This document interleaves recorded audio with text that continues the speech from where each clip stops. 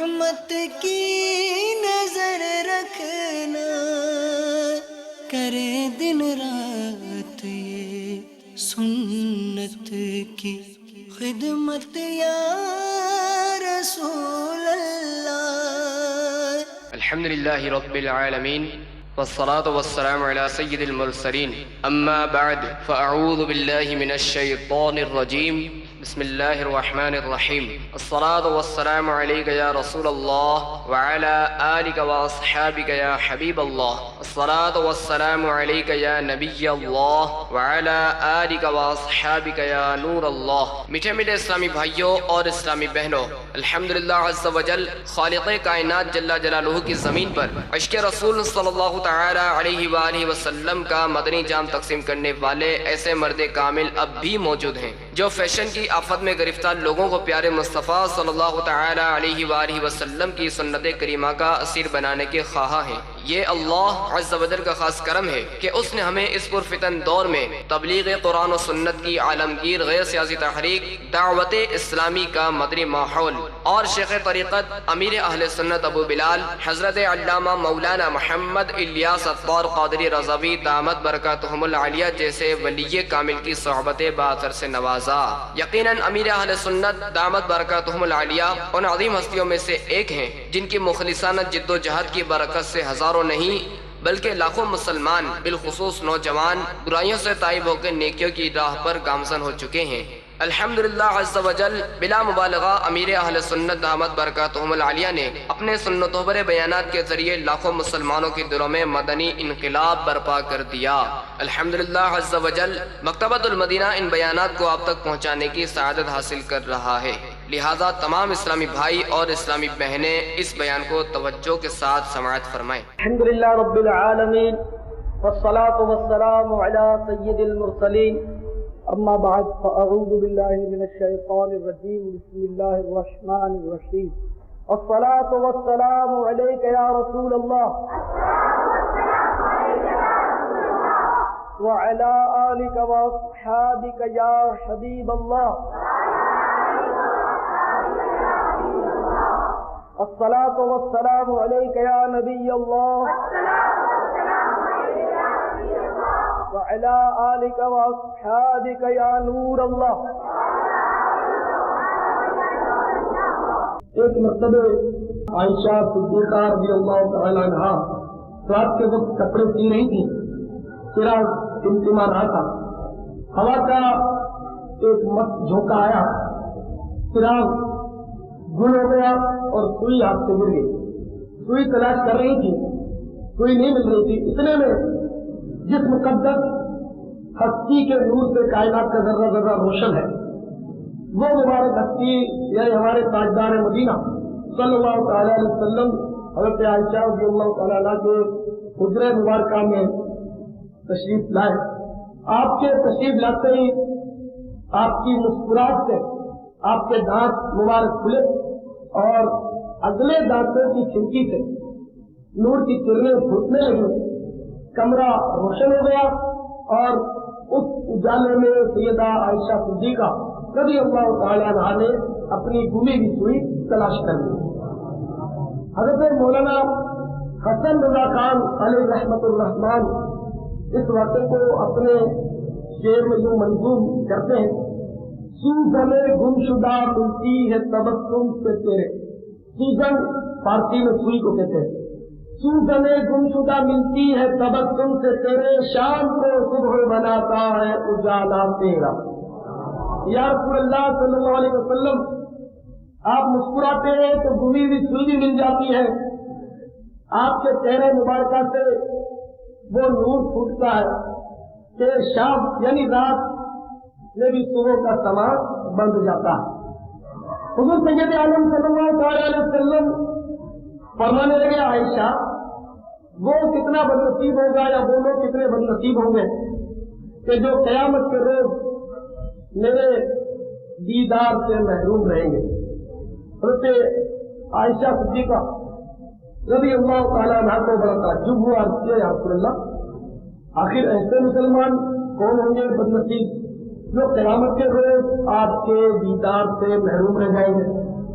تو سرکار مدینہ صلی اللہ علیہ وسلم نے فرمایا کہ وہ بخیل ہو گئے. اب کیا بخیل کون؟ فرمایا کہ جن کے آگے میرا نام نامی ذکر کیا جائے، اس کے باوجود وہ مجھ پر درود نہ پڑے، وہ بخیل ہے اور قیامت کے روز وہ میرے دیدار سے محروم رہے گا. اللهم صل وسلم وبارك على سيدنا ومولانا محمد النبي الأمي الحبيب العالي القدير الجاه وعلى آله وصحبه وسلم. پیارے بھائیوں، ہر کتاب میں، ہر اخبار میں، ہر مضمون میں، ہر خط میں عام طور پر سواد اور سلام لکھا ہوتا ہے. اس لیے بڑا دل جلتا ہے کہ ہمارے لوگ، ہمارے بھائی پورے صفحے کو سیاہ کر دیتے. ان کے پاس وقت ہے، ان کے پاس مواد ہے، لیکن اگر ان کے پاس فرصت نہیں، ان کے پاس سیاہی نہیں، انک نہیں، وقت نہیں، تو وہ میرے آقا صلی اللہ علیہ وسلم پر درود و سلام اسی طرح صلی اللہ علیہ وسلم لکھنے کا وقت ان کے پاس نہیں.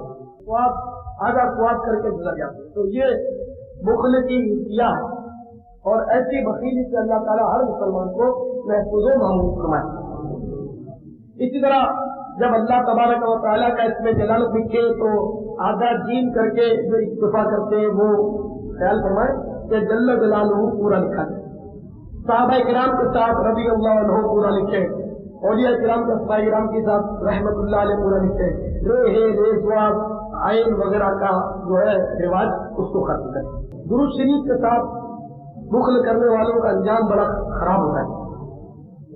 ایک صاحب کا انتقال ہو گیا، عزیز وقارے اٹھا کر لے چلے. قبر جب کھودی گئی تو اس قبر میں سانپ تھا، یہ ڈر گئے، بہت بڑا سانپ. دوسری جگہ قبر کھودی تو وہی سانپ اس میں موجود. تیسری جگہ ان لوگوں نے قبر کھود ڈالی تو وہاں بھی وہی سانپ موجود ہے. لوگ ہکا بکا رہ گئے، پریشان ہے کہ میت رکھی ہوئی ہے. وہ سانپ پھن مار کر بیٹھ گیا. لوگ ڈرنے لگے. تو ڈرو مت، میں تمہیں کچھ نہیں کہوں گا، میں اس شخص کے لیے عذاب ہوں. اس کا جرم یہ ہے کہ یہ جب بھی سرکار مدینہ صلی اللہ تعالیٰ علیہ وسلم کا ذکر پاک سنتا تھا، نام نامی سنتا تھا، لیتا تھا، تو سرکار پر صلی اللہ علیہ وسلم درود شریف نہیں بیچتا تھا. تو اس کے لیے اللہ تعالیٰ نے مجھے مقرر کیا ہے کہ درود شریف نہ پڑھنے پر اسے سزا دوں. خدا کی قسم، تم پوری دنیا کی زمین کھود ڈالو، جہاں بھی تم قبر کھودو گے مجھے وہیں پاؤ گے. میں اس کا عذاب ہوں اور میں اب اس کو نہیں چھوڑوں. تو درود شریف پڑھنا ہرگز نہ ترک کیا کریں. جب بھی اس میں پاک سنیں تو سستی نہ کیا کریں، لکھیں تو سستی نہ کیا کریں. صلی اللہ علیہ وسلم ضرور پڑھ لیا کریں، جلدی کیا کریں. اللہ تعالیٰ ہم سب کو ہر وقت درود و سلام پڑھنے کی توفیق عطا فرمائے. بیٹھتے اٹھتے اللہ کرے ہم درود شریف کا ورد کرتے رہے. میں سو جاؤں یا مصطفیٰ کہتے کہتے، کھلے آنکھ صلی علی کہتے کہتے.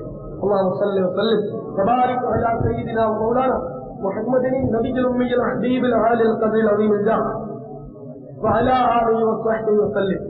تنبیہ الغافلین میں حضرت فقیہ ابو السعید سمرقندی رحمت اللہ تعالی علیہ ایک عجیب و غریب واقعہ نقل کرتے. ایک بزرگ بڑے نیک پرہیزگار تھے، ولی اللہ. وہ ایک بار کہیں تشریف لیے جا رہے تھے، شیطان پیچھے ہو لیا.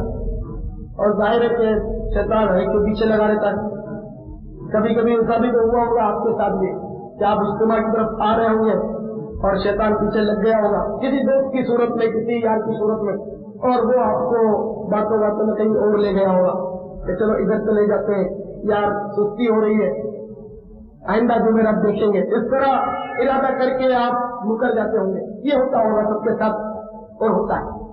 نمازوں میں بھی ہوتا ہے. ابھی نماز پڑھنے یا دن صاف ہوتا ہے، یار پانی والا چل رہا ہے، ابھی سردی آنے پتہ چل جائے پانی چل رہا ہے، یار دیکھیں گے کل سے انشاءاللہ شروع کریں گے. اچھا آپ جمعے سے پکی بات، جمعے سے نماز شروع کریں گے. یہ بڑا عجیب رواج ہے. نماز نہیں، میں جمعے سے وعدہ، میں جمعے سے شروع کرتا ہوں. ارے بھائی کل کس نے دیکھی تم جمعے کی بات کر رہے ابھی نیت کی، ابھی پڑھ ڈالو. جمعے کا کوئی بھروسہ نہیں زندہ رہے یا نہیں رہے. اور جمعے سے نماز فرض ہوگی یہ نہیں ہے تو ابھی کی نماز بھی فرض ہے، کل کی نماز بھی فرض ہے، پرسوں بھی فرض ہے، جب جمعہ آئے گا تو وہ بھی فرض ہے. تو اس طرح مطلب شیطان جو ہے وہ مطلب ہے کہ وعدے پہ ٹالتا رہتا ہے. جس طرح بیپاری ہمیں ٹالتے رہتے ہیں, قرضہ لینے جاؤ تو کل آ جاؤ, پرسوں آ جاؤ, صبح آ جاؤ, شام آ جاؤ, ٹالتے رہتے نا. تو شیطان بھی ہمیں گھماتا رہتا نمازوں کے لیے, ہمیں ٹالتا رہتا ہوں, کل پڑھے, پرسوں پڑھے, جمعے سے پڑھے, بڑی رات کو شروع کریں, رمضان شریف کو شروع کریں, سب داڑھی رکھیں, بس حج کرنے جاؤ گا داڑھی رکھ لوں گا, اللہ اکبر. یعنی حج کرنے والا احسان کرے گا اللہ تعالیٰ پر, یا اللہ تو بلا تو داڑھی رکھے گا. یا نماز شروع کیجیے تو ذرا جو پریشانی ہے ذرا وہ تو دور ہو جائے, ذرا روزگار کا سلسلہ ذرا سیٹ ہو جائے. آج کل ذرا معاملہ سیٹ ہے, ذرا روزگار نہیں چل گیا, میں وعدہ کرتا ہوں 5 وقت کی نماز پڑھوں گا. یعنی کہ ہمارا انداز اب زندگی کا ایسا ہوتا جا رہا ہے جیسے ہم نماز پڑھیں گے یا ہم کچھ نیکی کا کام کریں گے, کسی سنت کو اپنائیں گے تو جیسے ہم کسی پر احسان کر رہے ہیں. مجھے تو بڑی حیرت ہوگی ان لوگوں پر جو کہتے ہیں کہ حج پڑھ کے داڑھی رکھیں گے, اس سے پہلے دعا کریں حج کا ہو جائے. واہ. اور میں کہتا ہوں کہ نادان تو سرکار کی بارگاہ میں جا رہا ہے تو یہ بگڑا ہوا چہرہ لے کر جائے گا اور پھر کہتا ہے میرے خدا, کم از کم سرکار کی بارگاہ میں جا رہا ہے تو آپ کو سدھار کے چہرہ جا جس کے آگے جا رہا ہے. تمہارا یہ کہ عجیب عجیب یعنی کہ شیطان نے لالی پوپ جو ہے نا پکڑا دی, جیسے بچوں کو نپل دے دیتے نا رونا چپ ہو جاتا ہے اور ضد کرنا چھوڑ دیتا ہے, یا لولی پوپ دے دیتے ہیں تو وہ ذرا بچہ جو ہے وہ صحیح ہو جا رہا ہے کچھ دیر کے لیے. تو شیطان نے لمبی لمبی امیدیں دلا کر ہم کو لولی پوپ دے رکھے ہوئے اور ہم مطلب لمبی لمبی امیدیں باندھے چلے جاتے ہیں, حالانکہ زندگی کا کوئی بھروسہ نہیں. کل کس نے دیکھی ہے, ہمیں کیا معلوم کہ آج کی رات بھی ہم کتنی کاٹ سکیں گے, میں بیان کر سکوں گا نہیں کر سکوں گا, کس کو پتا کیا ہوگا. تو میرے پیارے سے بھائیوں, وہ اللہ والے تھے, وہ بزرگ تھے, وہ بھی جا رہے تھے, شیطان ان کے پیچھے بھی ہو گیا, شیطان کسی کو چھوڑتا تو نہیں.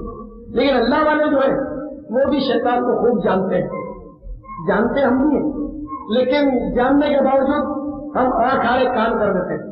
پتا ہوتا ہے کہ نماز قضا کرنا گناہ ہے, لیکن ہم آنکھ آڑے کان کر کے دل کو منا لیتے ہیں. پتا ہے داڑھی اٹھانا حرام ہے, لیکن پھر بھی آنکھ آڑے کان, گالی دینا گناہ سب کو پتا ہے, لیکن پھر بھی آنکھ آڑے کان کر دیتے ہیں. لیکن اللہ والے شیطان جب بتاتا ہے کچھ کہتا ہے کہ یوں نہیں یوں کرو, تو شیطان کو چڑھانے کے لیے پھر زیادہ کرتے ہیں. اگر شیطان نے روک دیا کہ عشاء کے بعد کے میں دونوں پیلے مت کرو, سستی ہو رہی ہے, تو پھر اللہ والے ایک کرتے کہ آج کو تعجب بھی پڑھوں گا, تو مجھے نفل سے روکتا, آپ کو نیند سے اٹھ کے تعجب پڑھوں گا تو بھی یاد کرے گا.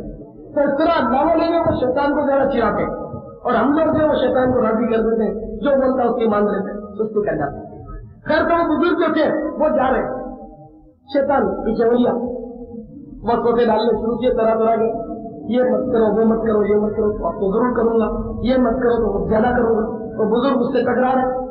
آخرکار ایک پہاڑ کے قریب وہ بزرگ ذرا سستانے کے لیے بیٹھ گئے, اللہ اللہ کر رہے ہیں, کیونکہ اللہ والوں کے سفر بڑے عجیب ہوا کرتے تھے. آج کل کے سفر کی معنی نہیں ہوتے تھے کہ تاش کی گلتی ساتھ ہے, چھوٹا سا ٹیپ ریکارڈر بھی لیا ہوا ہے, لاتے سننے کے لیے, گانے سننے کے لیے وقت پاس کرنا ہوتا ہے. تو اس طرح سفر میں ہمارے ساتھ یہ ہوتا ہے. حالانکہ حدیث شریف میں کہ جو سفر میں اللہ کا ذکر کرے گا, ذکر اللہ سے دل بہلائے گا, اللہ تعالیٰ سفر میں اس کے ساتھ فرشتہ لگا دے گا. اور جو بینچ گوئی کرے گا, الٹی سیدھی حرکتیں کرے گا, سفر میں فالتو باتیں کرے گا, تو اس کے پیچھے شیطان لگ جاتا ہے. لیکن ہمارے ساتھ یہ حیدرآباد بھی چلے گا تو گانے ضرور بجیں گے آپ کی بس میں, اس کے بغیر چارہ نہیں. بلکہ پوری دنیا میں مکہ مکرمہ سے مدینہ طیبہ جاؤ اللہ کرے تو وہاں بھی یہ لوگ جو ہے وہ آپ کو گانے سنائیں گے, موسیقی سنائیں گے, وہ تو کوئی زبان نہیں سمجھتے. کم از کم کراچی میں یہ ہے کہ ہم لوگ جاتے ہیں حیدرآباد وغیرہ, کل بھی گئے تو وہ اجلاس کے ذریعے میں, تو ہم لوگ ناطے ہی کیسے کہ کوشش کر کے ساتھ لے لیتے ہیں, تو وہ ڈرائیور کو حوصلہ سمجھا دیتے ہیں. تو الحمدللہ کل ناطے اس کو سنائیں. تو اس طرح ہم کوشش کرتے کہ ساتھ کیسے گاؤ, تو گانے کے بجائے ناطے لگا دیں, ورنہ یہ کہ ہر بس والا عموماً ہمیں گانے ہی سناتا ہے اور زبردستی سناتا ہے, جبرن کہرن. اب بس سے کود کر کے بارے میں چاہتے ہیں جانا بھی ہوتا ہے. اس طرح مطلب یہ کہ ہوائی جہاز میں چلو تو وہ بھی ان کی پھونکوں شروع کر دیتے ہیں. صبح تلاوت کے لیے ریڈیو کھولو تو کہتے ہیں کہ تلاوت کے ساتھ شروع ہوتا ہے. ریڈیو کا جو پروگرام ہے ابتدا تلاوت سے ہوتی ہے, جھوٹ بولتے. تو یہاں پر مطلب ہے کہ تلاوت کے لیے آپ نے کھولا تو تلاوت کا اگر وقت نہیں ہوا نا, ابھی منٹ 2 منٹ باقی ہے, تو وہ موسیقی کی مطلب دھنیں آپ سنیں گے تلاوت سے پہلے. تو پتہ یہ چلا کہ یہ ریڈیو کے جو پروگرام ہے وہ تلاوت سے شروع نہیں ہوتے, موسیقی کی دھن سے شروع ہوتے ہیں. شاید آپ کو اس کا پتہ ہوگا. اور ختم بھی موسیقی پر ہوتا ہے, ختم بھی موسیقی کر کے وہ ان کا جاری رہتا ہے. سارا حرام ہے. اور ایسا ویسا حرام، یہ موسیقی پتہ نہیں کسی کو یہ حرام ہے، یہ ہر گھر میں بچتی ہے اور پھر کہتے ہیں سب بیماریاں نہیں جاتی. اللہ کی رحمت کہاں سے آئی؟ راستے سارے ہم نے بند کر دیے. ایک بار عبداللہ بن عمر رضی اللہ تعالیٰ عنہ ایک سیدھے جا رہے تھے، ساتھ میں حضرت نافع رضی اللہ تعالیٰ عنہ جو عبداللہ بن عمر رضی اللہ تعالیٰ عنہما کے خادم تھے، تو کہیں سے کوئی مزمار کی موسیقی کا کوئی آلہ بنسری وسری بجنے کی آواز آ رہی تھی. تو حضرت عبداللہ بن عمر رضی اللہ عنہما نے انگلیاں کانوں میں ڈال دی اور بار بار نافع سے پوچھتے کہ نافع اب آواز آ رہی ہے، اب آواز آ رہی ہے. جب حضرت نافع رضی اللہ تعالیٰ نے عرض کیا کہ حضور اب آواز نہیں آ رہی، تو آپ نے انگلیاں نکال لی. حضرت نافع نے حیرت سے عبداللہ بن عمر رضی اللہ عنہ سے دریافت کیا، کیونکہ یہ ہمارے اکابر میں صحابہ میں تابعین میں یہ مطلب سوچ تھی کہ یہ جو بزرگ لوگ کر رہے ہیں یقیناً یہ سنت ہوگا جو بھی کر رہے ہیں. تو حیرت سے پوچھا کہ کیا آپ نے حضور سید عالم صلی اللہ تعالیٰ علیہ وسلم کو ایسا کرتے دیکھا جو آپ نے انگلیاں ڈال لی؟ تو حضرت عبداللہ بن عمر رضی اللہ تعالیٰ عنہ نے فرمایا کہ ہاں ایک بار میں سرکار کے ساتھ صلی اللہ تعالیٰ علیہ وسلم کہیں جا رہا تھا تو ایک چرواہا بکریاں چرانے والا وہ بنسری بجا رہا تھا یا کوئی آلہ موسیقی وہ بجا رہا تھا. تو سرکار مدینہ صلی اللہ تعالیٰ علیہ وسلم نے اپنی نورانی انگلیاں مبارک کانوں میں داخل فرمائی اور مجھے پوچھتے رہے کہ آواز آ رہی ہے، اب آواز آ رہی ہے. میں تجھے پوچھتا رہا، میرا سرکار مجھ سے پوچھتے رہے اور جب میں نے کہا یا رسول اللہ صلی اللہ علیہ وسلم اب آواز نہیں آ رہی تو سرکار نے اپنی مبارک انگلیاں نکال لی. تو گویا آج اس سنت کو میں نے ادا کیا. کیا اب کوئی ہے ایسا جواب مرد کہ اس طرح مطلب موسیقی کے بدلے انگلیاں ڈالے جا رہا ہو؟ لوگ پھپتیاں کرتے ہیں تو زیادہ اس کا تو مطلب ہے کہ دل خراب ہو جائے، دل ٹوٹ جائے، یہ حالات بڑے خراب. لیکن ہمارے آقا انگلیاں ڈال کر جاتے، حضرت عبداللہ بن عمر رضی اللہ عنہ انگلیاں ڈال کر جاتے. تو یہ مطلب عمل ہوتا تھا. اس سے یہ پتا چلا کہ میرے آقا مولا صلی اللہ تعالیٰ علیہ وسلم کو موسیقی سے بہت زیادہ نفرت تھی.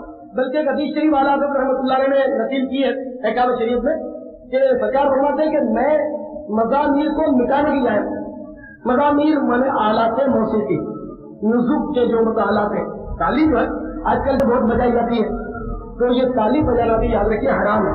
اس کو فجور کے مجا میں آج کل اللہ تعالیٰ ہمارے حال ذات پر رحم و کرم فرمائے. کہتے میں کر رہا تھا کہ وہ بزرگ سستانے کے لیے بیٹھ گئے، ہماری طرح انہوں نے گانے بجانا شروع نہیں کیے، تاش کی گدی نہیں نکالی، بلکہ اللہ اللہ کا ذکر شروع کر دیا. شیطان پیچھے لگا ہوا، اس نے دور سے پہاڑ پر سے جو پہاڑ کے بالکل آپ تھے تو آپ کی بالکل یعنی کہ رینج میں آپ کا مطلب ہے کہ یوں کہیے کہ آپ کی بالکل سیدھ میں اس نے پتھر لڑکانا شروع کر دیا. بالکل بزرگ کو مطلب ہے کہ وہ نشانہ بنا کر پتھر بہت بڑا لڑکتا ہوا ہے. اگر ہم یہ بھاؤ کرو اللہ اللہ بھول جاتا اور ہائے ماں ہائے باپ کرنا شروع کر دیتا، باپ رے کر کے بھاگ کھڑا ہوتا. لیکن وہ اللہ اللہ اللہ کر رہے، وہ پتھر آ رہا ہے یہ دیکھ رہے اور پھر مزید اللہ کے ذکر میں مشغول ہو گئے. فقیہ اللہ سبقندی رحمۃ اللہ علیہ فرماتے کہ اللہ اللہ کے ذکر کی برکت سے، ذکر اللہ کی برکت سے وہ پتھر جو جس کا تارغت یہ بزرگ تھے وہ خطا کر گیا اور پتھر دوسری طرف لوٹ کر گر گیا. بزرگ ہلو گئے، پتھر گر گیا. شیطان کا یہ وار ناکام ہو گیا. اب چونکہ شیطان دیتا رہا تھا کہ اللہ کو یاد مت کرو، کہ انہوں نے اللہ کو یاد کرنے کا اور بہتر طریقہ اپنا اس سے بھی جو کھڑے ہو گئے نماز کے لیے کھڑے ہو گئے. اب جناب والا شیطان نے مزید تنگ کرنا شروع کیا. آپ کے استقلال سے بہت متاثر ہوا ہوں اور اپن دوستی کر لیتے میں ہاتھ بڑھایا کہ ہم دونوں دوستی کر لیتے ہیں. اب وہ بزرگ تھے، میرے آپ سے کھوکھلے نہیں تھے، انہیں یہ پتا تھا کہ قرآن کو بار بار متنبع کر رہا ہے. بے شک شیطان تمہارا کھلا دشمن ہے، تو جو شیطان ہمارا کھلا دشمن ہے وہ کبھی ہمارا دوست ہو ہی نہیں سکتا. یہ تو ہماری متوانی یہی ہے کہ جس سے مرضی آپ یہ دوستی کر لیں، جو مطلب ہمارے دین کا مخالف ہوتا ہے اس سے ہماری دوستی ہوتی ہے.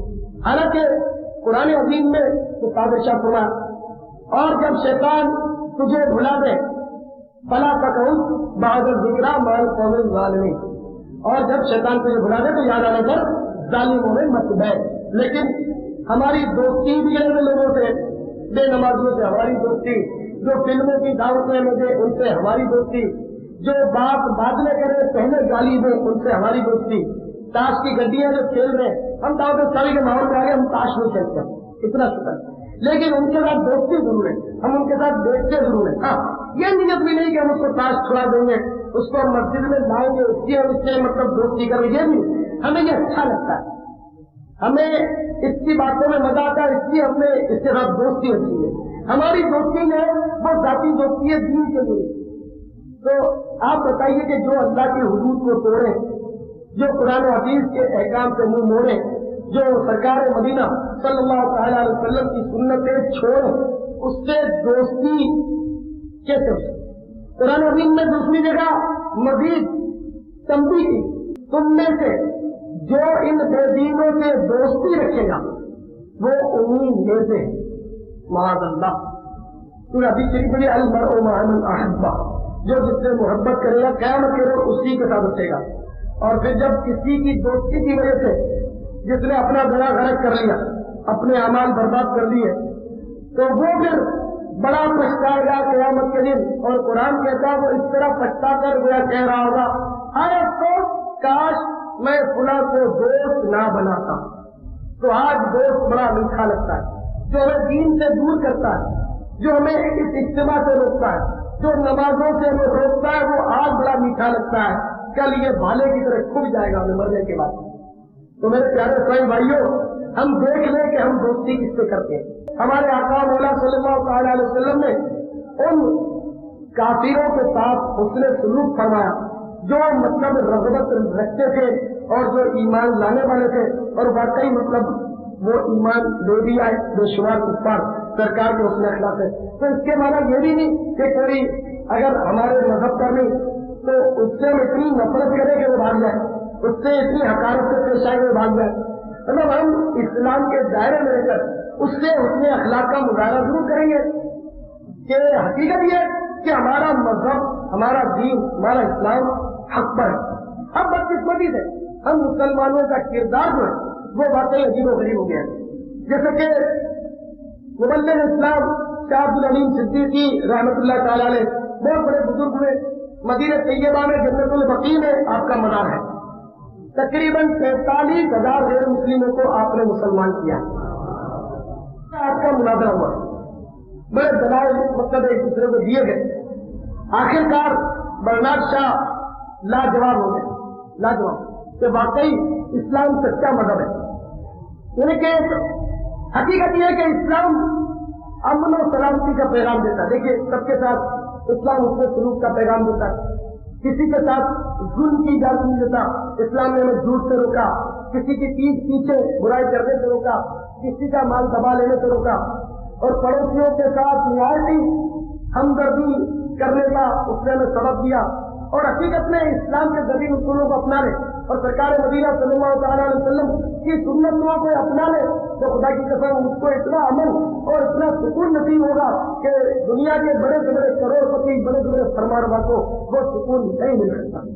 تو اسلام بڑا پیارا مذہب، تو اس برنارڈ شاہ نے اسلام کی حقانیت کو قبول کر لی، لیکن اس کے مقدر میں ایمان نہیں تھا، وہ بیچارہ بدنصیب تھا۔ تو اس نے یہ کہا کہ مولانا واقعی جو تم باتیں کرتے ہو اس سے بہت مطلب متاثر ہوا، اور تمہارا اسلام جو ہے وہ واقعی بالکل سچا مذہب ہے، بالکل سچا مذہب ہے، لیکن اس اسلام کے ماننے والے جو موجود ہیں اس وقت وہ چونکہ اسلام کے اصولوں پر عمل نہیں کرتے، تو ان کے کردار کی وجہ سے میں اسلام قبول نہیں کر رہا۔ اس نے اسلام قبول نہیں کیا لیکن اسلام کی حقانیت کو مانتے، تو یہ مطلب یہ اس کے نصیب کی بات ہے، جس کے مقدر میں اسلام ہوتا ہے نا وہ تو مطلب خود بخود آ جاتے ہیں، اور اللہ تعالیٰ ان کی رہنمائی کے لیے کوئی نہ کوئی اسباب بنا دیتا ہے۔ جیسے آپ کو یاد ہوگا کہ چند سالوں پیشتر ایک MLA نے اسلام قبول کیا تھا، اور وہ لوگ یہاں آئے بھی تھے اسلام قبول کرنے کے بعد، اور انہوں نے اپنا واقعہ جو بتایا تھا وہ یہ تھا کہ شاہ سنگھ رحمۃ اللہ علیہ یا ہمارے بزرگ ہیں شجاعت کی طرف، اور بڑے اچھے بزرگ ہیں، کافی لوگ مطلب آ کر بتاتے ہیں کہ انہیں فیض ہوا ہے، وہ مطلب بیمار ہوتے ہیں یا کوئی قسم کے مطلب یعنی کہ عارضے ہوتے ہیں تو وہاں رہتے ہیں چند روز تک، تو شاہ عتیق رحمۃ اللہ علیہ خواب میں تشریف لا کر ان کے مسائل کا حل تجویز کرتے ہیں. میں نے کئی دیکھے ایسے جن کو فائدہ ہوا ہے. شاہ عتیق رحمۃ اللہ علیہ نے آ کر انہیں بشارتیں دی اور ان کے مسائل حل ہوئے الحمدللہ. تو یہ فیضان اولیاء تو جاری ہے اور جاری رہے گا. تو اس نے واقعہ بتایا کہ حضرت شاہ عتیق رحمۃ اللہ علیہ نے خواب میں تشریف لا کر ہم کو اسلام کی تبلیغ کی اور ہم لوگوں نے مطلب اسلام کو قبول کیا. اس طرح انہوں نے بڑا دلچسپ اور ایمان کو واقعہ سنایا تھا. تو اس پر جب یہ واقعہ میں نے بیٹھے انہوں نے سنایا تو میری زبان سے اختیار نکلا تھا فیض اولیاء تو جاری رہے گا. تو جب سے الحمدللہ یہ نعرہ دعوت اسلامی نے اپنا لیا کہ فیضان اولیاء جاری رہے گا اور دعوت اسلامی الحمدللہ فیضان اولیاء. تو ماننے کہ اسلام ہمارا واقعہ یہ ہے کہ بڑا پیارا, بڑا رحمت بھرا, بڑا ہی محبت بھرا دین ہے, مذہب ہے. لیکن بدقسمتی سے ہمیں یہ اعتراف کرنا پڑ رہا ہے کہ اسلام کے ماننے والے اب صحیح معنوں میں اسلام کے بتائے ہوئے اصولوں پر عمل نہیں کرتے. اس لیے کافی لوگ ایسے ہیں کہ جو ہمارے قریب آنا چاہتے ہیں, وہ مسلمان ہونا چاہتے ہیں, لیکن ان کا ہاتھ پکڑنے والا کوئی نہیں, ان کو مطلب یہ کہ قریب لانے والا کوئی نہیں. وہ بیچارے اسلام کے دامن میں آنا چاہتے ہیں, لیکن ان کو مطلب کنوینس کرنے والا کوئی نہیں, ان کو مطلب یہ کہ اپنے کردار سے متاثر کرنے والا کوئی نہیں. کیونکہ ہمارا دین جو پھیلا وہ کردار سے پھیلا ہے. آپ جتنے بزرگان دین کی تاریخ اٹھارے ان کے کردار سے, ان کو دیکھ کر لوگ مسلمان ہو جاتے تھے, ان کے عمل سے متاثر ہو کر لوگ مسلمان ہو جاتے تھے. مثال کے طور پر سیدنا امام اعظم ابو حنیفہ ہمارے امام, اور حقیقت میں اخلاق جو ان بزرگوں کا تھا, اسلام وہی اخلاق سکھاتا ہے, ہم اس کو عمل نہیں کرتے. چنانچہ حضرت امام اعظم ابو حنیفہ رحمۃ اللہ تعالیٰ نے ایک مرتبہ کہیں تشریف دیے جا رہے تھے تو آپ کا پاؤں لوگوں کیچڑ میں پڑ گیا. تو اس پاؤں سے کیچڑ ہوا اور قریبی مکان کی دیوار پر وہ پڑ گیا, دیوار سے آلود ہو گئی. حالانکہ امام اعظم ابو حنیفہ رحمۃ اللہ علیہ کا ایسا کوئی خاص قصور بھی نہیں تھا. کیچڑ خود پاؤں سے اڑی, اب اس کو صاف کرنا چاہیے. پھر پریشان کرے کہ اگر آپ نے صاف کرتا ہو تو اس دیوار کی مٹی بھی کچھ نہ کچھ نکل کر آ جاتی ہے. اب بہت پریشان کہ صاف نہیں کرتا ہو تو اس کی دیوار خراب ہو رہی ہے, دیوار صاف کرتا ہو تو مٹی اس دیوار کی نکل رہی ہے. اب کیا, کیونکہ پہلے کچی دیوار ہوتی تھی, آج کل کی اتنی پختہ تعمیرات نہیں ہوتی تھی ہر جگہ, ٹھیک ہے. تو اب یہ پریشان کھڑے, کسی کی دیوار کی مٹی اکھاڑ دینا یہ آسان نہیں. احیاء العلوم میں امام غزالی رحمۃ اللہ علیہ فرماتے ایک بزرگ نے کھانے کے بعد اپنے مطلب کہ پڑوسی کے دیوار کی مٹی سے ہاتھ دھونا چاہا, پھر سوچا کہ یہ تو جرم ہوگا, پھر اپنے دل کو منا لیا کہ نہیں یہ کوئی بات نہیں, تھوڑی سی مٹی لینے میں کیا ہے, کسی کی دیوار سے کون سی دیوار آگے رہی ہے. رات کو خواب میں دیکھا کوئی کہنے والا کہہ رہا ہے کہ بظاہر تو کسی کی دیوار سے تھوڑی مٹی اکھیڑ دینا کوئی بات نہیں, لیکن اس تھوڑی سی بات کا مزہ قیامت کے دن پتا چلے گا. ہم لوگ تو بڑے بڑے حقوق لوگوں میں دبا کر ڈکار کر لیے. ہمارا اسلام تو یہ سکھا رہا ہے کسی کی املاک کو نقصان نہیں کرو, اور آج جس کی مرضی آتی ہے اس کی دکانیں جلا دیتا ہے, جس کی مرضی آتی کاریں اور بسیں جلا دیتا ہے. تو یہ سارے مطلب ہے کہ حساب کتاب قیامت کے دن پیارے بھائیوں کیسے دیں گے. اعلیٰ حضرت رحمۃ اللہ علیہ کو فرماتے ہیں کہ کسی نے اگر کسی کے 3 پیسے دبا لیا, قرضہ 3 پیسے کھا لیا, قرضہ دبا لیا, تو قیامت کے دن 3 پیسوں کے بدلے 700 باجماعت نمازیں دینی پڑ جائیں گی. ہمارا اسلام تو یہ سکھاتا ہے, لیکن افسوس ہمارے اس اسلام کو ماننے والے 3 پیسے تو کوئی مسئلہ نہیں, ہزاروں لاکھوں کھا جاتے ہیں ڈکار بھی ہے. تو جو کچھ یہ کر رہے ہیں یہ غلط ہے, اسلام غلط نہیں. اپنی اسلام کے دروازے کھلے, جو آئے سنتوں کو اپنا لے وہ انشاءاللہ پروان کر جائے گا. بارہ کو پہلے سے بھائی امام اعظم ابو حنیفہ رحمۃ اللہ علیہ متفکر کھڑے کہ اب کیا ہوگا, دیوار داغدار ہو گئی, صاف کرتا ہوں تو مٹی گرتی ہے, اسی فکر میں ڈوبے کھڑے. اتفاق سے وہ گھر ایک امام اعظم ابو حنیفہ رحمۃ اللہ علیہ کا مقروض تھا. امام حنیفہ رحمۃ اللہ علیہ کثرت سے لوگوں کو قرضے دیا کرتے تھے, تو اس کو قرضہ دیا ہوا تھا. وہ آ کر کھڑا ہو گیا دروازے پر, ایسے ہی نکلا دروازے سے باہر. امام اعظم ابو حنیفہ رحمۃ اللہ علیہ کو کھڑا دیکھا تو ٹھٹک کر رہ گیا, یہ سمجھا کہ اپنا قرضہ مانگنے کے لیے آئے. تو وہ بیچارہ ٹھٹک کر کھڑا ہو گیا اور معذرت چاہنے لگا. کہ حضرت میں بہت نادم ہوں، میں نے تاخیر کر دی، آپ کو آنے کی زحمت ہوئی، میں بہت جلدی آپ کا قرض ادا کر دوں گا، آپ فکر نہیں کریں، اس طرح وہ معذرت کرنے لگا۔ اور امام صاحب کو بہت ٹیچر ہی نظر آ رہی تھی کہ ٹیچر اگر نہیں ہٹاتا ہے اس کی دیوار خراب ہو رہی ہے، ٹیچر ہٹاتا ہے تو مٹی جھڑ رہی ہے، کرو تو کیا کرو، یہ حق العبد ہے۔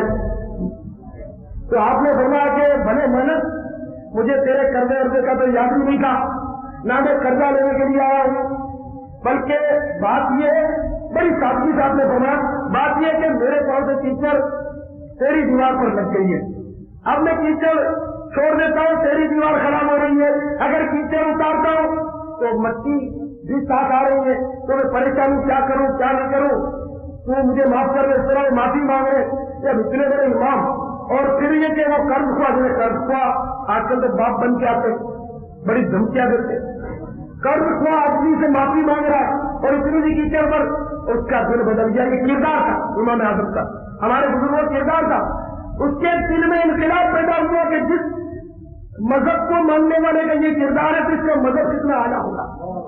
بے اختیاروں کے اٹھا، اے مسلمانوں کے محترم امام، کیچڑ کو صاف کرنے کا بعد میں مسئلہ اٹھائیں گے، پہلے میرے دل پر جو کفر کی کیچڑ ہے اس کو صاف کر دیجیے۔ تو میرے پیارے بھائیوں، اس نے اپنے دل کا کیچڑ صاف کروا لیا اور اسلام کے دامن میں آ گیا۔ امام اعظم رحمۃ اللہ علیہ کی غلامی اس نے اختیار کر لی۔ تو ہمارا اسلام، ہمارا دین اتنا پیارا اور پاکیزہ ہے، کاش اگر یہ ماننے والے اس کو کہتے ہیں کہ ہم 90 کروڑ ہیں، کہتے ہیں اللہ والے جنہیں میں نے آپ نے نہیں، تو اگر واقعی یہ سب کے سب صحیح ہو جائے جیسا ہونا چاہیے، ایسے ہو جائے، ان کے عقائد ان کے کردار واقعی عین اسلام کے مطابق ہو جائے تو پوری دنیا میں اسلام کا ڈنکا بچ جائے۔ تو یہ کہ مقدر کی بات ہے، اسلام کے دروازے کھلے، جو آنا کا الحمدللہ اسلام اسے اپنے دامن میں ضرور لے لے گا، چاہے عمل کیسا ہی ہو۔ مسلمان بارہ خوش نصیب ہے، عمل کیسا ہی اس کا، کہ جب کہ اس میں ایمان پر اس کی موت آئی تو مرنے کے بعد اگر اس کو خدا نہ خاصہ سزا ملی بھی تو آخر میں وہ جنت میں ضرور جائے گا، اور جنت میں نعمتیں ہی نعمتیں، اور جب وہ جنت میں ایک بار چلا جائے گا پھر کبھی بھی وہ جنت سے نہیں نکلے گا۔ اگر اسلام کے خلاف کسی اور مذہب پر کسی کا خاتمہ ہو گیا تو پھر وہ ہمیشہ آگ میں جلتا رہے گا، اور کبھی بھی اس آگ سے سانپ اور بچھو کے عذاب سے وہ کبھی بھی نہیں نکل سکے گا۔ تو اللہ تعالیٰ ہم سب کو ایمان پر استقامت نصیب فرمائے۔ تو میں کر رہا تھا کہ اس بزرگ کی استقامت دیکھ کر شیطان میرا متاثر ہوا اور کہنے لگا کہ آؤ اپن دوستی کرتے ہیں۔ تو ان کو آیت کریمہ یاد، بے شک شیطان تمہارا کھلا دشمن ہے۔ تو اس نے اس بزرگ نے سمجھ لیا کہ سوال ہی نہیں ہے شیطان اور میری دوستی۔ آپ نے بولا کہ مردود میری تیری کو چھاڑ ہے، تو مجھے پھانسنا چاہتا ہے، میں تیرے ہاتھ میں آپ دے نہیں سکتا۔ جب قرآن کہتا ہے کہ تو ہمارا دشمن ہے تو میں تیری بات مانوں یا قرآن کی بات مانوں، تو تو دشمن ہی دشمن ہے اور تو کبھی دوست ہو ہی نہیں سکتا۔ تو شیطان نے منتیں کرتے ہوئے کہا کہ حضرت میں واقعی آپ سے متاثر ہو گیا، دوست تو واقعی میں نہیں ہو سکتا کسی بھی مسلمان کا، لیکن میں متاثر ہوتا ہوں، آپ کو میں چند باتیں بتاتا ہوں جس کی وجہ سے میں لوگوں کو گھما دیتا ہوں اور وہ میرے چکر میں آ جاتے ہیں اور اپنی عاقبت برباد کر دیتے ہیں۔ تو آپ ہو رہے ہیں وہ کیا بات ہے جس سے تم لوگوں کو گمراہ کرتا ہے؟ یعنی کہ بہترین تیرا ہتھیار کیا، بہترین کہو یا بدترین کہو، تو اس نے جو کوئی ہتھیار بتایا واقعی جب ہم غور کرتے ہیں تو تقریباً وہ ہتھیار شیطان ہم پر چلا چکا ہے، تقریباً وہ ہتھیار چلا۔ اور یہ کیونکہ شیطان میں بیوقوف ہے، بالکل اس میں عقل نہیں ہے، عقل ہوتی تو اتنا بڑا اس سے منصب ملا تھا، یہ معلم الملکوت کا فرشتوں کا استاد تھا، وہ آدم علیہ السلام کو سجدہ کر دیتا کہ اللہ حکم کر رہا ہے اس سے نہیں کرنا چاہیے۔ تو جو اللہ تعالیٰ کے حکم کو نہ سمجھ پائے تو وہ ظاہر احمد ہی احمد، جو سرکار کی سنت ہے وہ نہ سمجھ پائے وہ احمد ہی احمد، دونوں کو شکیل ہے تو وہ احمد ہے۔ تو اس نے حماقت میں یہ بات بتا دی بزرگ کو، اس بزرگ نے ہم تک پہنچا دیا، بار بڑے اس سے کامیاب ہے اور اس سے نکلنا میں نے سوچا کہ بہت مشکل ہے۔ تو وہ بار شیطان نے بتائے وہ کون کون سے بار ہے، اس نے 4 بار بتایا کہ 4 بار میرے سے کہ جس کی وجہ سے انہوں نے دعویٰ کیا کہ میں اچھے بھلے کو پٹک دیتا ہوں۔ پہلا بار یعنی ایک بار بخل، بخل. اور میں نے بخل کا واقعہ پہلے سنا دیا کہ ہمارے بھائی درود شریف میں بخل کرتے ہیں, صفحے کے صفحے کیا کر دیتے ہیں. صلی اللہ علیہ وسلم لکھتے نہیں بخل کیوں کیا, کنجوسی کنجوسی.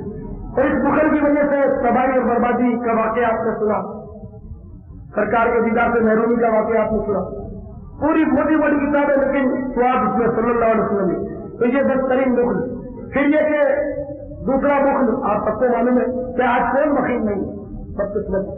شیطان نے کہا کہ پہلا میرا وار یہ ہے کہ بخل کے ذریعے وہ کہتا ہے کہ میں اچھے بھلے انسان کو پرکھ دیتا ہوں.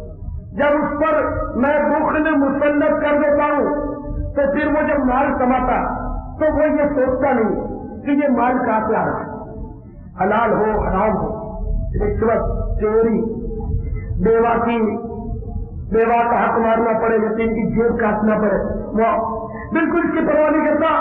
میں اس کو دنیا کی دولت کی محبت میں مبتلا کر کے اس کو بخل کا شکار بناتا ہوں اور وہ ہر طرح سے مال بٹورنا شروع کرتا ہے, اور اس طرح میں اس کا بیڑا غرق کر دیتا ہوں. دیکھیے حدیث شریف ہے کہ جب بندہ یہ پرواہ نہیں کرتا کہ مال کہاں سے آ رہا ہے, حلال کا, حرام کا, شبے کا, لیکن پرواہ نہیں کرتا کہاں سے آ رہا ہے مال, تو اللہ تعالیٰ بھی اس بات کی پرواہ نہیں کرے گا, اس بات کی پرواہ نہیں کرے گا کہ یہ دوزخ کے کس دروازے سے جہنم میں جا گرتا ہے. آج ہے کوئی ایسا بیپاری جو یہ سوچتا ہو کہ میرا مال کہاں سے آ رہا ہے, اور آنے دو جس طرح ہوتا آنے دو. رشوت کوئی نہیں دیتا آج کل, ٹیکس کی چوری کوئی نہیں کرتا, رشوت, جھوٹ, دھوکہ یہ بالکل عام ہے, کوئی سمجھتا نہیں, بلکہ ان اصولوں کا پتہ نہیں.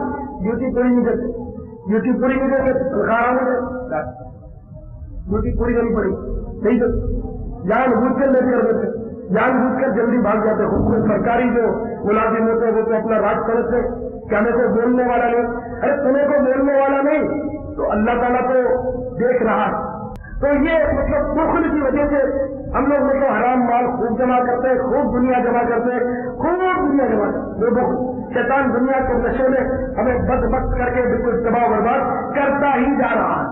ہماری آنکھیں کھلنے کی نہیں ہے, لگتا ایسا ہے کہ ہماری آنکھیں کھلنے نہیں ہے اس لیے کہ ہمارے دن پر دنیا کی محبت کی ایک تیل کئی تہیں چڑھ چکی.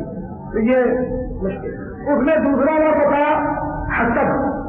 حسد حسد کے ذریعے شیطان نے کہا کہ میں اچھے خاصے ولی کو, ذرا غور فرماؤ, دعویٰ کر رہا ہے میں حسد کے ذریعے. فقیر بندے صبر کرنی رحمۃ اللہ علیہ بتاتے ہیں کہ شیطان نے کہا کہ حسد کے ذریعے اچھے خاصے ایسے ولی کو جو مردے زندہ کر دیتا ہے, ایسے ولی کو بھی میں چاروں خانے چپ کر کے برباد کر دیتا ہوں. حسد آج کس میں نہیں, کس میں میں آپ کے سامنے کھڑے ہو کر بول دیتا ہوں, یہ اللہ کا شکر ہے. میں اچھا مقرر نہیں ہوں. جس دن میری کھوپڑی میں یہ بھوت سوار ہوگا کہ میں بہت اچھا مقرر ہوں, لوگ مجھے سننے کے لیے دور دور سے آتے ہیں, دوسرے شہروں سے آتے ہیں, سینکڑوں دن کا سفر کر کے الحمدللہ لوگ آتے ہیں. واقعہ نہیں ہے کہ باہر آتے ہیں, لیکن اگر میرے دل میں یہ خدا نہ کرے, میرے دماغ میں یہ بھوت بھر گیا کہ مطلب لوگ مجھے دور دور سے سننے آتے ہیں, میں سب کا مقرر ہوتا تھا. اب کسی اور اگر میرے ذہن میں یہ بات آ گئی کہ میں بہت اچھا مقرر ہوں, تو دوسرا کوئی مقرر اگر میرے سامنے آیا تو پھر میرے دل میں حسد پیدا ہو جائے. یہ ہوتا ہے کہ جو اپنے آپ کو اچھا سمجھتا ہے نا وہ لازمی طور پر حسد کے مرض میں مبتلا ہو جاتا ہے. تو دوسرے مقرر کی میں خامیاں نکالوں, لیکن یہ کہ نکالنے کا بھی نیت ہوتی ہے. میں نکالتا ہوں خامیاں, میں اچھا مقرر نہ صحیح, لیکن مہاراج یہ کہ ہم لوگ مبلغ میں بیان سیکھتے میں تو بات کر رہا ہوں مطلب سمجھانے کے لیے, تو میں خامیاں نکالتا ہوں اپنے مبلغین کی. اب بھی مجھ سے کب میرے مبلغ بیان کر رہا تھا, اس کی بھی دو چار باتیں میں نوٹ کروں, میں تو کرتا ہوں نکالتا ہوں خامیاں, اور یہ خوش ہوئے. خامی نکالنا اس لیے کہ سب کو کہتے کرنا, بدنام کرنا, تو یہ بھی کوئی مقابل ہے, کوئی بولنا تھا تو اردو بھی نہیں آتی. ایک تو یہ بات, ایک تو یہ کہ سرگوشی کے انداز میں پیار سے اس کو سمجھا دینا کہ بھائی تیری یہ غلطی ہے تو صحیح کر. تو ہمارے الحمدللہ یہ ماحول میں نارا ہوتے ہیں ہمارے مبلغ, تو ہم ایک دوسرے کو بتاتے رہتے کہ تمہاری اردو کی یہ بھول ہو گئی, تمہارا تلفظ یہ غلط تھا. اس طرح میں سن لیتا ہوں, موقع ملتا ہے لکھ لیتا ہوں اور بتا دیتا ہوں. تو ایک تو یہ خامی نکالنا، تو یہ حسد کے طور پر نہیں ہے، یہ تو اصلاح کے لیے، اور یہ تو اچھی بات ہے کہ ہم ایک دوسرے کی اصلاح نہیں کریں گے تو ہم کہاں اصلاح کرانے جائیں گے، ہم تو یہاں آتے ہیں اصلاح کرانے کے لیے۔ تو بارہ یہ کہ ایک مقرر دوسرے مقرر سے حسد کرتا ہے اس دور میں، تو یوں بھی مطلب یہ کہ بڑے بڑے نیک لوگوں کو شیطان حسد کے دام میں گرفتار کر کے اس کو چاروں خانے پٹک دیتا ہے، پیٹ کر دیتا ہے، اور بزرگ یہ سمجھتا ہے کہ میں وہ بزرگ لوگ میرے ہاتھ چوم رہے ہیں، میرے پاؤں چوم رہے ہیں، میری واہ واہ ہو رہی ہے، میری کرامتیں مشہور ہو رہی ہے، اور ادھر شیطان نے بیڑا غرق کر رکھا ہے اس لیے کہ وہ دوسرے بزرگ سے وہ اندر سے کرتا تو کم خراب۔ تو یہ حسد اس سے بڑے بڑے بزرگوں کے تختے شیطان الٹ دیتا ہے، اور خدا کی قسم ماحول اس قدر نازک ہے، اور اس مضمون دور سے ہم گزر رہے ہیں۔ اگر کسی کو یہ باتیں بتائی جائے نا، کسی کو اگر یہ بتایا جائے کہ تم میں یہ بات ہے، تم نے حسد پائی گئی، تم نے غیبت کی، تم نے الٹا ہاتھ استعمال کیا، تم نے دیے کہ سیدھا ہاتھ کھانے میں استعمال کرتے کھاتے ہو، سیدھے ہاتھ سے دیتے تم نے الٹا ہاتھ اٹھا دیا، تو پھر تمہاری خیر نہیں اگر یہ بات سنیں تو یہ کیا ہے؟ یہ سب انا کو ہے، میری کو غلطی نکال جائے، میں تو جو میں نے کرتا ہے اسے شروع کرتی۔ تو آج کل من سے ماحول بڑا عجیب ہو گیا، کسی کو کچھ کہنے کی ضرورت نہیں پڑتی، کہو تو پھر ہزار سننی پڑتی۔ اب کم از کم یہ جمع ہو کر ہم کوشش کریں کہ اپنے ظاہر اور باطن کی اصلاح کریں۔ دیکھیے ظاہر کے ساتھ ساتھ باطن کی اصلاح بھی ضروری ہے، اور باطن کے ساتھ ساتھ ظاہر کی اصلاح بھی ضروری ہے، دونوں مطلب رہنے کے ضروری ہے۔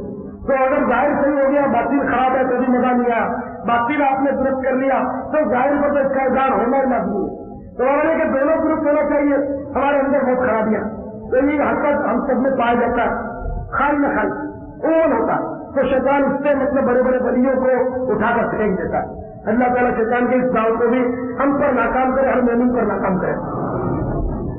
تیسرا وار شیطان کا نشہ، نشے کے ذریعے شیطان کہتا ہے کہ میں جب اس پر سوار ہو جاتا ہوں، جب وہ میری بات مان لیتا، جب نشے میں وہ آ جاتا ہے تو میں جس طرح بکری کا کان پکڑ کے چلاتے ہیں نا، اس طرح اس کو کان پکڑ کے چلاتا ہوں، اور واقعی میں صحیح اچھا خاصا معذب آدمی جب فل نشے میں ہوتا ہے تو آپ نے یہ مناظر یقیناً دیکھتے ہوں گے، وہ کپڑے گریبان کھول دیتا ہے اور یوں چلتا ہے اور یوں کرتا ہے، پتہ نہیں ایسے وہ نمونے کرتا ہے کہ لوگ دیکھ کر ہنستے، سمجھے کہ یہ کس پاگل خانے کا دروازہ کھل گیا اور وہاں پہ دھمکا ہے، حالانکہ وہ بڑا رئیس ہوتا ہے، لیکن جب وہ نشے میں ہوتا ہے تو کیونکہ شیطان نے اس کا کان پکڑا بکری کی طرح چل چل تو اس کو بھی چلاتا رہتا ہے، اور وہ اور فول بکتا ہوا۔ تو میرے بھائیوں اگر نشہ تمہیں کرنا ہے تو ایک ہی نشہ میں جانتا ہوں، ایک نشہ کر لو، وہ پیالوں سے نہیں، وہ نشہ پیالوں سے نہیں ہوتا، وہ نشہ تو جیسا ہے توبہ سے منگائی جاتی ہے، سینوں میں چھپائی جاتی ہے، الفت کی میں پیالوں سے نہیں آنکھوں سے پلائی جاتی ہے۔ سمجھے میرے بھائیوں اگر نشہ کرنا ہے تو مدینے والے کے عشق کا نشہ کر لو، خدا کی قسم دونوں جہاں پر آپ کے سارے مسائل حل ہو جائیں گے۔ اگر حقیقت میں کوئی نشہ آپ سے چڑھ گیا اور اس میں آپ مست ہو گئے، دیوانے ہو گئے، پھر مزہ ہی مزہ انشاءاللہ۔ ورنہ دنیا کا یہ نشہ، یہ شراب کا نشہ، یہ ہیروئن کا نشہ، یہ تباہ برباد کر دے گا، دنیا میں بھی کبھی نہیں رہو گے، کوئی کھڑا نہیں رہ دے گا۔ آج ہیروئن کتنے ہوتے پھر نہیں جانتے، لیکن جو ہمت کرتے ہیں وہ جان چھڑا بھی بیٹھتے ہیں۔ تو یہ نشہ کرنے والے وہ قیامت کے روز بہت بری حالت میں ہوں گے، زبان باہر لٹک رہی تھی، گلے میں انہوں نے مطلب کہ تنبورا ڈالا ہوگا، اور بہت ہی مطلب کہ شدت کے عذاب میں وہ مبتلا ہوئے، قیامت کی حال اس طرح لائے گئے اللہ تعالیٰ۔ تو نشے کے ذریعے شیطان بیڑا غرق کر دیتا ہے۔ چوتھا آسان ترین وار، آسان ترین وار اس کا، اور اس میں اچھے خاصے میں گھما کے رکھے۔ شیطان نے چوتھا وار بتایا غصہ، غصہ۔ جب میرا کوئی یار غصے میں آ جاتا ہے، شیطان کہہ رہا ہے کہ جب غصے میں آ جاتا ہے تو میں اس کی کھوپڑی میں گھس جاتا ہوں، پھر میں جیسا کہتا ہوں وہ ویسا ہی کرتا ہے۔ کہتے ہیں کیا غصہ آ جاتا ہے جب پھر نہ وہ بندہ ماں دیکھتا ہے، نہ باپ دیکھتا ہے، نہ بیگم دیکھتا ہے، یا تو اس پر ٹوٹ پڑتا ہے یا پھر بڑا احمد بن جاتا ہے، کارٹون بن جاتا ہے۔ حقیقت میں اگر غصے والا اپنے اوپر غور کرے نا کہ وہ کس طرح مطلب ہے کہ وہ چہرے بناتا ہے اور آنکھیں نکالتا ہے، وہ اگر آئینے میں دیکھ لے نا خوش و آواز کے ساتھ، یا اس کا پکچر کو اسے دکھا دے تو وہ شرم کے مارے پانی پانی ہوتے.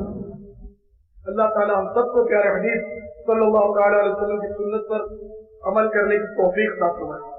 تیرا کرم ہے ذات باری عطاری ہوں عطاری. تیرا کرم ہے ذات باری عطاری ہوں عطاری.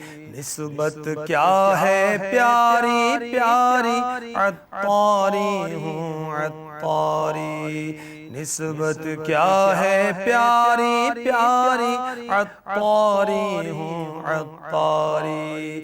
آقا دے دو بے قراری عطاری ہوں عطاری. آقا دے دو بے قراری عطاری ہوں عطاری.